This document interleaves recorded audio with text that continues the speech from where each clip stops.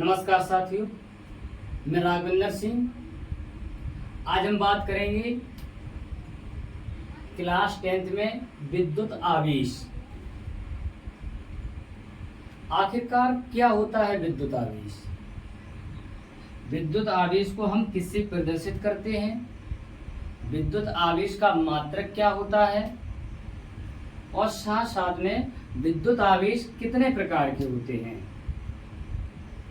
उसके बाद last topic हम पढ़ेंगे इसमें हम लास्ट टॉपिक पढ़ेंगे विद्युत आवेश से विद्युत धारा कैसे उत्पन्न होती है, उसके बारे में कि विद्युत धारा क्या होती है, विद्युत धारा कितने प्रकार की होती है, ये भी बातें हम पढ़ेंगे। यहाँ पर देखेंगे क्या होता है विद्युत आवेश।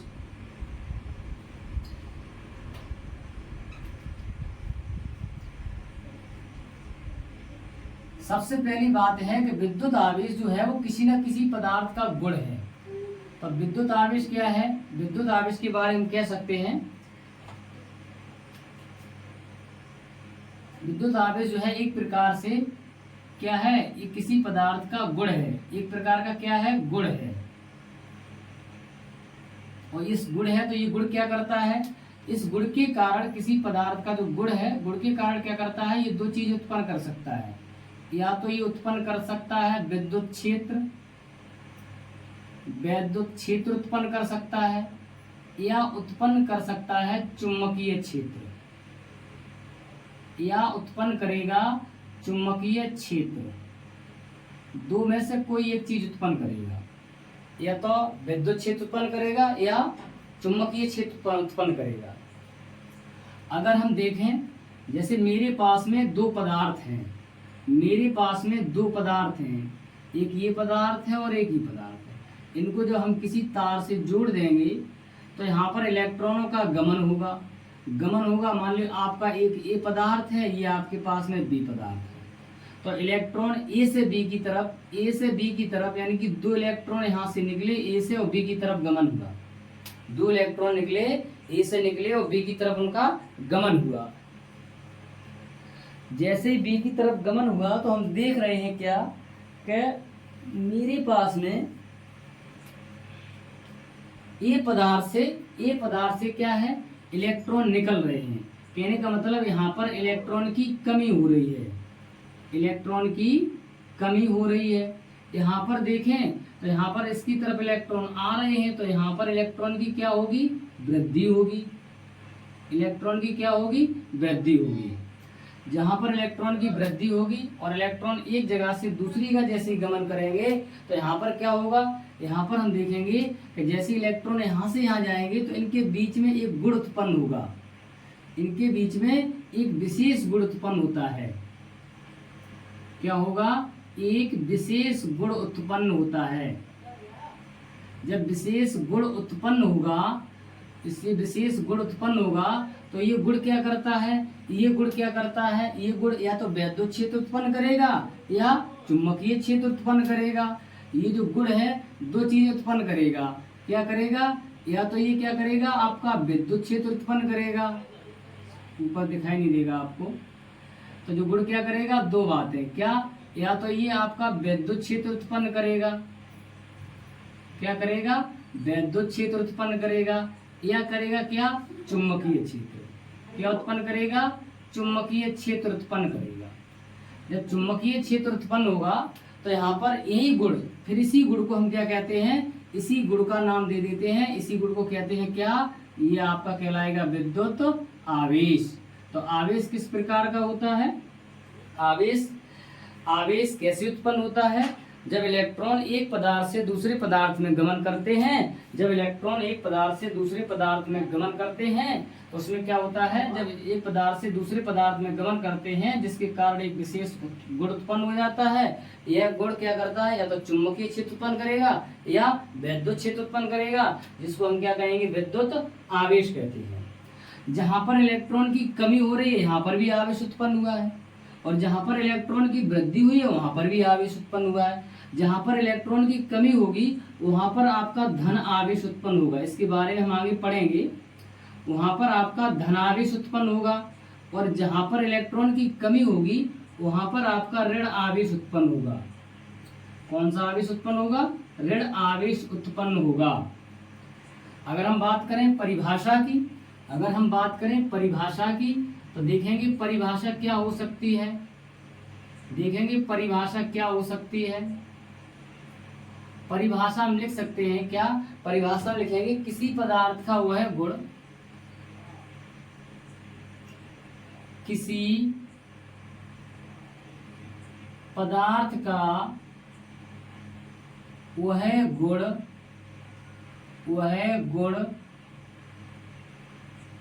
जिसके कारण क्या होता है? बताएंगे। जिसके कारण उसमें विद्युत या चुंबकीय क्षेत्र उत्पन्न होता है। जिसके कारण उसमें विद्युत या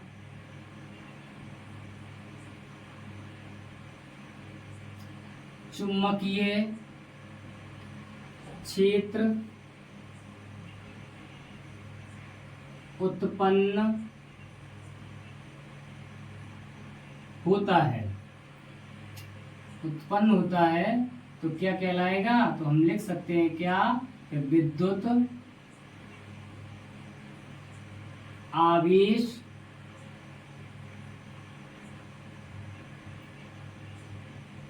कहलाता है।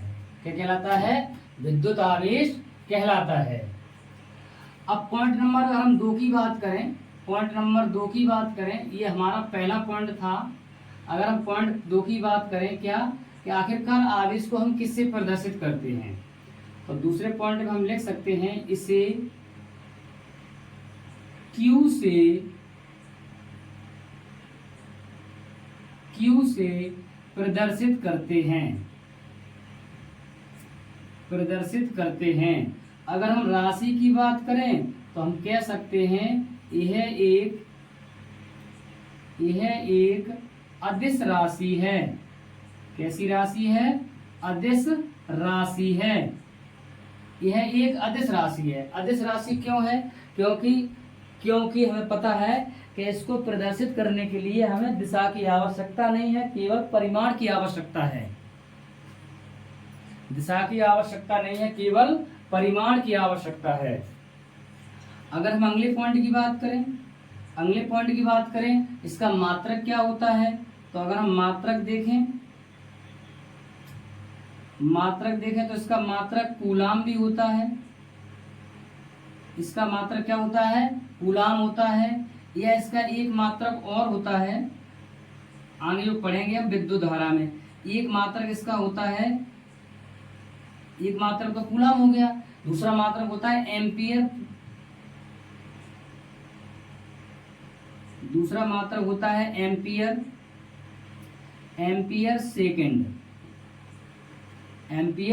सेकंड होता है। और कूलाम को अगर हम बात करें तो कूलाम को हम C से प्रदर्शित करते हैं।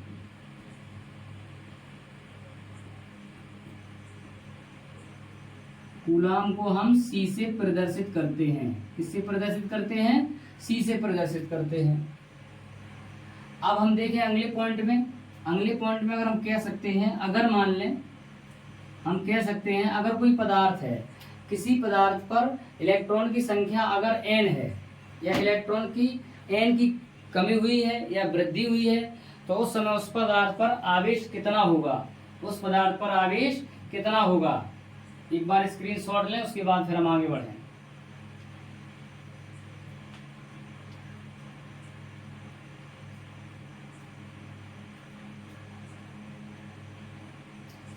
देखें अगले पॉइंट की तरफ। अगला पॉइंट क्या हो जाएगा, तो हम लिख सकते हैं यदि किसी पदार्थ पर n इलेक्ट्रॉन की कमी हुई है तो उस पर उत्पन्न आवेश Q बराबर NE होगा। क्या होगा, Q बराबर NE होगा। जहां पर Q क्या है, जहां पर हम Q लिख सकते हैं, मेरे पास में जहां पर Q क्या है, आवेश है। N क्या है, इलेक्ट्रॉन की संख्या है। N क्या है, इलेक्ट्रॉन की संख्या है। E क्या है, इलेक्ट्रॉन पर आवेश है। E क्या है, इलेक्ट्रॉन पर आवेश है। E क्या है, इलेक्ट्रॉन पर आवेश है। और इलेक्ट्रॉन पर आवेश कितना होता है, 1.6 गुणे 10 पे घात माइनस के 19 कूलाम होता है। कितना होता है, 1.6 गुणे 10 पे घात माइनस 19 कूलाम होता है। इसकी हमें आगे जरूरत है। वेरी वेरी मोस्ट इम्पोर्टेंट है ये बोर्ड परीक्षा के लिए। किसके लिए, बोर्ड परीक्षा के लिए वेरी मोस्ट इम्पोर्टेंट है। इसके बाद देखेंगे अगला टॉपिक, जैसे इस पर हमें क्वेश्चन पूछा जाए तो हम कैसे करेंगे। माना कि अगर मान लो परीक्षा में Q बराबर NE पर हमसे क्वेश्चन पूछा गया, Q बराबर NE पर हमसे क्वेश्चन पूछा गया, तो हम क्वेश्चन को कैसे सॉल्व करेंगे, हम क्वेश्चन को कैसे सॉल्व करेंगे देखेंगे।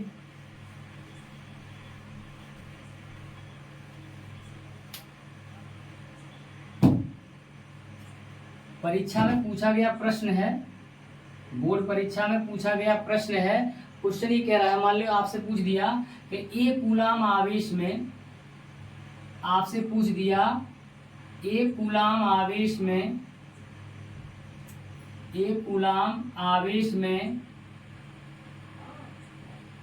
इलेक्ट्रॉन की संख्या बताओ। आपसे क्वेश्चन पूछ दिया 1 कूलाम आवेश में इलेक्ट्रॉन की संख्या बताओ। अब देखो हमें क्या क्या दिया है क्वेश्चन में, हमें क्वेश्चन में दिया है, क्या दिया है, सबसे पहले अगर हम Q की बात करें तो Q बराबर हमें दिया है 1 कूलाम।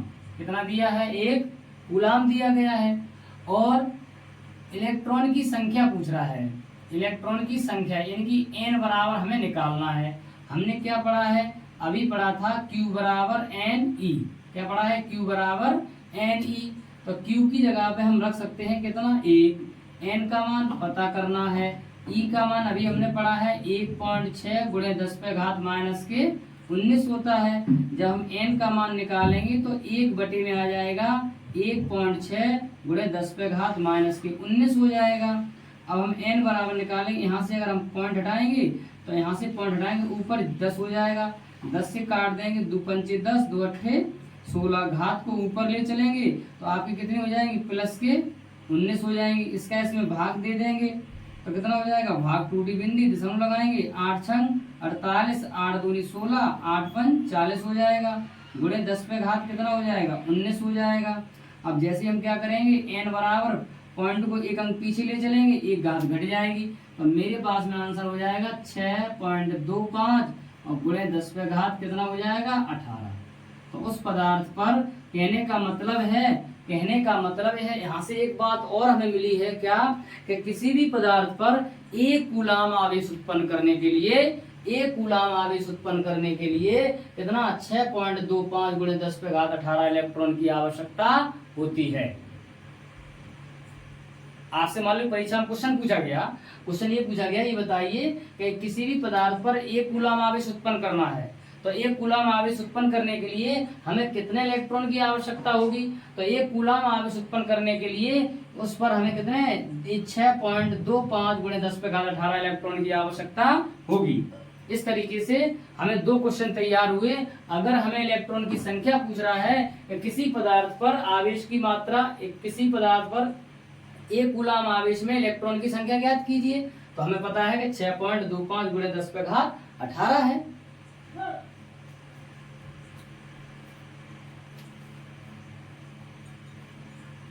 करें नोट, उसके बाद फिर आगे बताएं।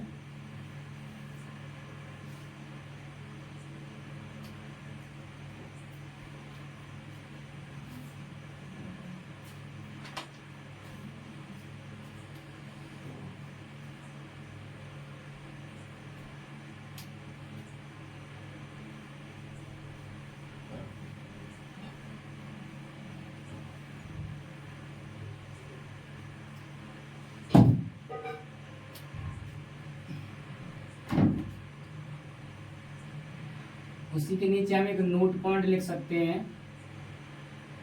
नोट पॉइंट कभी कभी आपसे पूछ लिया जाता है, ये बताइए तो जो परमाणु होता है, परमाणु में इलेक्ट्रॉन की संख्या किसके बराबर होती है, या परमाणु पर जितना आवेश है उतना आवेश किस पर होता है।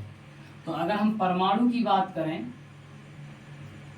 अगर हम परमाणु की बात करें तो परमाणु में देखें, लिख सकते हैं क्या कि जो इलेक्ट्रॉन की संख्या है, इलेक्ट्रॉन की संख्या है वो किसके, प्रोटॉन की संख्या के बराबर होती है। इलेक्ट्रॉन की संख्या है जो प्रोटॉन की संख्या के बराबर होती है। और जब जितना इलेक्ट्रॉन पर ऋण आवेश होता है उतना ही प्रोटॉन पर धन आवेश होता है। जितना इलेक्ट्रॉन पर ऋण आवेश होता है उतना ही प्रोटॉन पर धन आवेश होता है। तो इस तरीके से हम कह सकते हैं कि जो परमाणु होता है, परमाणु एक तरीके से विद्युत उदासीन होता है। कैसा होता है, विद्युत उदासीन होता है। आपसे क्वेश्चन आएगा परीक्षा में, ये बताइए परमाणु क्या है। परमाणु क्या है, तो परमाणु एक प्रकार से विद्युत उदासीन है।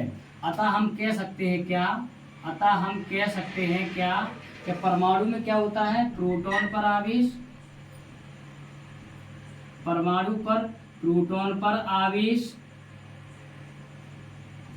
बराबर किसके है, बराबर किसके है, इलेक्ट्रॉन के आवेश की, इलेक्ट्रॉन के आवेश के बराबर होता है, आवेश के बराबर होता है। जितना प्रोटॉन पर धन आवेश होता है उतना ही इलेक्ट्रॉन पर क्या होता है, ऋण आवेश होता है, उतना ही इलेक्ट्रॉन पर क्या होता है, ऋण आवेश होता है। अब हम बात करेंगे आवेश के प्रकार की, अब हम बात करेंगे आवेश के प्रकार की। आवेश के प्रकार, आवेश कितने प्रकार के होते हैं, types of charge, types of charge यानी कि आवेश के प्रकार। तो आवेश देखें तो आवेश दो प्रकार के होते हैं, आवेश दो प्रकार के होते हैं। एक आवेश होता है जिसका नाम होता है धन आवेश, अभी हमने पढ़ा था, एक जिसका नाम है धन आवेश। आखिरकार क्या होता है धन आवेश, कब उत्पन्न होता है धन आवेश, तो हम धन आवेश को प्रदर्शित करने के लिए प्लस चिन्ह से प्रदर्शित करते हैं। और धन आवेश जो होता है वो कब उत्पन्न होता है, जब किसी भी पदार्थ पर, जब किसी भी पदार्थ पर इलेक्ट्रॉन की कमी होती है। अभी हमने देखा था कि जब किसी भी पदार्थ पर अगर इलेक्ट्रॉन की कमी हो रही है तो इलेक्ट्रॉन की कमी से उत्पन्न होने वाले आवेश को क्या कहते हैं, धन आवेश कहते हैं। तो यहाँ पर हम लिख सकते हैं इलेक्ट्रॉन की कमी से उत्पन्न आवेश, इलेक्ट्रॉन की कमी से उत्पन्न आवेश, कौन सा आवेश होगा, इलेक्ट्रॉन की कमी से उत्पन्न आवेश कौन सा आवेश है, धन आवेश। अगर दूसरे हम अगर आवेश की बात करें, ऋण आवेश की बात करें, तो ऋण आवेश देखेंगे, ऋण आवेश को माइनस चिन्ह से प्रदर्शित करते हैं। तो ऋण आवेश का मतलब क्या हो जाएगा, ऋण आवेश का मतलब हो जाएगा कि इलेक्ट्रॉन की वृद्धि के कारण उत्पन्न आवेश, इलेक्ट्रॉन की वृद्धि के कारण उत्पन्न आवेश, कारण उत्पन्न आवेश, तो कौन सा आवेश कहलाएगा, ऋण आवेश कहलाएगा। अब एक बात आई क्या, इसमें भी एक दूसरा नोट पॉइंट आया, नोट पॉइंट आया, अगर मान ली मेरे पास में दो वस्तुएं हैं और दो वस्तुएं हैं जिन पर समान आवेश है, तो हम कह सकते हैं समान आवेशित वस्तुएं। अच्छा, जिन पर समान आवेश है तो उनमें क्या घटना घटेगी, समान आवेश का मतलब या तो दोनों पर पॉजिटिव आवेश है या दोनों वस्तुओं पर क्या है, निगेटिव आवेश है।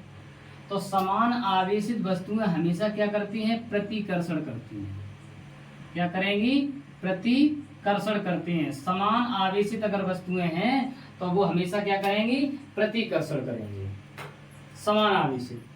अगर हमारे पास में दूसरा है असमान आवेश है दो वस्तुओं पर, कैसा आवेश है, असमान आवेश है, अगर असमान आवेश है, कहने का मतलब क्या है, जैसे पहली वस्तु पर प्लस आवेश है और दूसरी वस्तु पर माइनस आवेश है, या फिर हम कह सकते हैं पहली वस्तु पर माइनस आवेश है और दूसरी वस्तु पर प्लस आवेश है, तो इससे भी क्या होगा, इसमें भी एक गुण उत्पन्न होगा। इसमें कौन सा आवेश उत्पन्न होगा या कौन सी घटना उत्पन्न होगी, तो हम कह सकते हैं आकर्षण।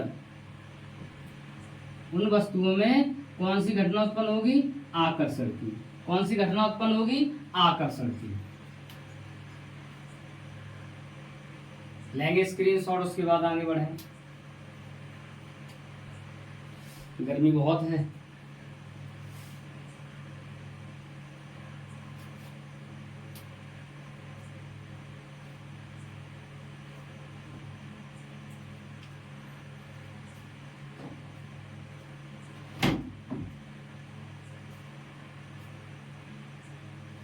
अब इसके बाद देखेंगे अगला टॉपिक। अभी तक हमने क्या सीखा, आवेश कैसे उत्पन्न होता है, आवेश की परिभाषा क्या है, आवेश कितने प्रकार के होते हैं, उसके साथ साथ अगर समान आवेशित वस्तुएं हैं तो उनमें कौन सी घटना उत्पन्न होगी, और अगर असमान आवेशित वस्तुएं हैं तो उनमें कौन सी घटना उत्पन्न होगी। अब हम देखेंगे विद्युत आवेश के बाद हमारा दूसरा पॉइंट आता है जिसका नाम है विद्युत धारा। जिसका नाम क्या है, विद्युत धारा। अब हम पढ़ेंगे विद्युत धारा। पॉइंट नंबर 2 आएगा जिसका नाम विद्युत धारा। बोले तो इलेक्ट्रिक करंट, अगर बोले तो हम क्या कहेंगे, इलेक्ट्रिक करंट। ये क्या है, ये वही है कि आवेश के प्रवाह की दर है। जब एक पदार्थ से दूसरे पदार्थ में आवेश जाएगा तो उसके प्रवाह होने की जो दर होगी उसी दर को हम कहते हैं विद्युत धारा। क्या कहेंगे, विद्युत धारा। और विद्युत धारा को हम आई से प्रदर्शित करते हैं। किससे प्रदर्शित करते हैं, आई से प्रदर्शित करते हैं। तो यहाँ पर हम देखेंगे, अगर हम परिभाषा की बात करें, अगर हम परिभाषा की बात करें तो परिभाषा हम बना सकते हैं क्या, परिभाषा क्या बना सकते हैं, किसी भी चालक में आवेश के प्रवाह की दर को। तो हम लिख सकते हैं, आप क्या, हम लिख सकते हैं चालक में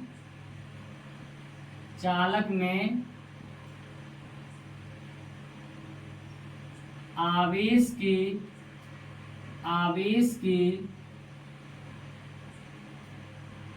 प्रवाह की दर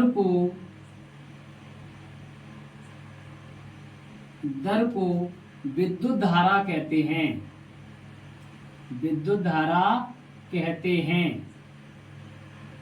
आवेश के प्रवाह की दर को हम, कोई चालक है और उस चालक में आवेश के प्रवाह की दर को हम विद्युत धारा कहते हैं। क्या कहते हैं, विद्युत धारा कहते हैं। दूसरे पॉइंट में अगर हम देखें, तो कह सकते हैं विद्युत धारा को, यानी कि इससे आई से प्रदर्शित करते हैं। इसे हम आई से प्रदर्शित करते हैं, विद्युत धारा को आई से प्रदर्शित करते हैं। जो विद्युत धारा है उसे हम किससे प्रदर्शित करेंगे, आई से प्रदर्शित करते हैं। अब हम मान रहे हैं कि किसी चालक में क्या है, टी समय में, हम इसका फॉर्मूला बनाएंगे तो हम यहाँ पर लिख सकते हैं क्या, किसी चालक में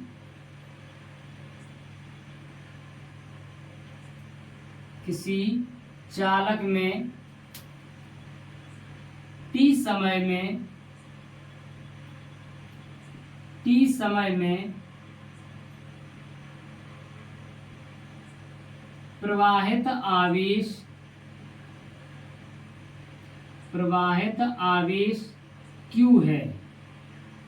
Q है, तब धारा बराबर फॉर्मूला हो जाएगा क्या, आवेश बटे समय।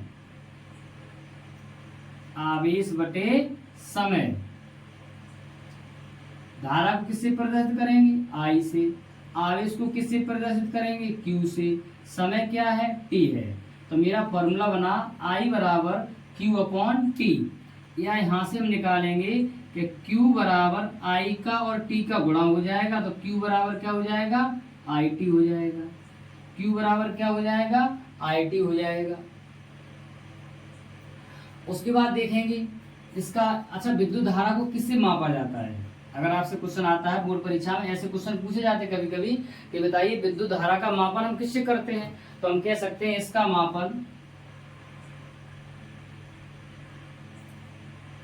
मापन किससे किया जाता है, आमीटर से। किससे, आमीटर से किया जाता है, आमीटर से किया जाता है। इसका मापन आमीटर से किया जाता है। अगर अब हम बात करेंगे मात्रक की, अगले पॉइंट में हम बात करेंगे मात्रक की। मात्रक क्या क्या होते हैं, तो इसका एक मात्रक क्या होता है, एम्पियर होता है। एक मात्रक भी होता है जिसका नाम है एम्पियर,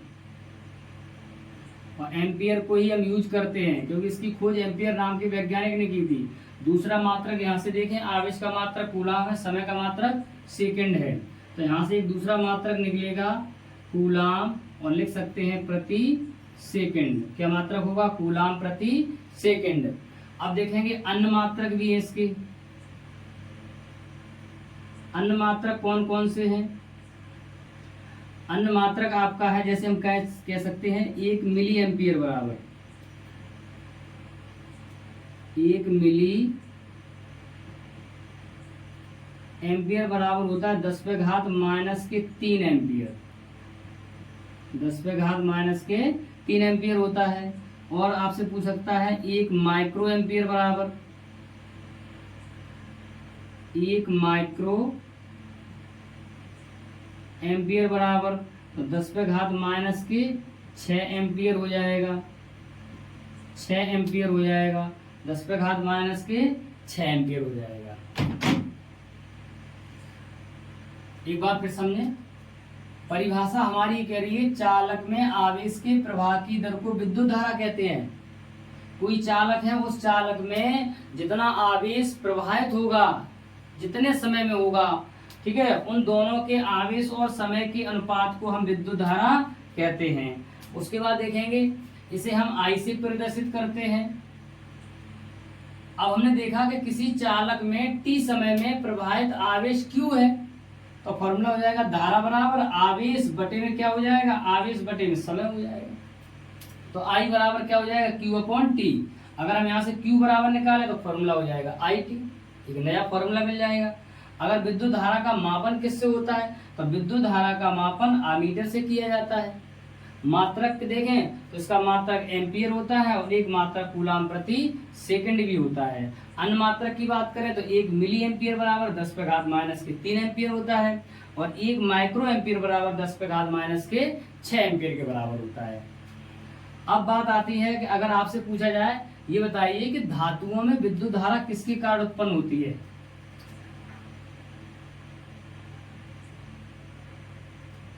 विद्युत धारा उत्पन्न किस किस के कारण उत्पन्न होती है, तो अगर हम पहली बात करें धातुओं में किसके कारण उत्पन्न होती है, तो धातुओं में विद्युत धारा किसके कारण उत्पन्न होगी, हम लिखेंगे मुक्त इलेक्ट्रॉन के कारण। किसके कारण, मुक्त इलेक्ट्रॉन के कारण। तो धातुओं में जो धारा उत्पन्न होती है वो मुक्त इलेक्ट्रॉन के कारण होती है। किसके कारण, मुक्त इलेक्ट्रॉन के कारण। और इसकी दिशा क्या होती है, अगर आपसे दिशा पूछ ली जाए, इसकी दिशा बताओ, तो दिशा क्या होती है, मुक्त इलेक्ट्रॉन की विपरीत दिशा होती है। कैसी होती है, विपरीत दिशा होती है। इसकी दिशा बोले तो मुक्त इलेक्ट्रॉन की विपरीत दिशा में होती है। जैसे मान लो आपके पास में कोई चालक है और इस चालक में धारा, जो इलेक्ट्रॉन है वो किधर है, इधर जा रहे हैं, तो धारा किधर जाएगी, इधर जाएगी। तो हम इस तरीके से चालक में ऐसे प्रदर्शित करते हैं धारा को, धारा I बराबर इस तरीके से।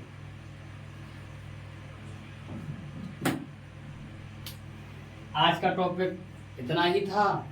अब हम अगली वीडियो में मिलेंगे जिसमें हम पढ़ेंगे विद्युत विभव क्या होता है और विभवांतर क्या होता है, और उसके साथ साथ में हम पढ़ेंगे ओम का नियम।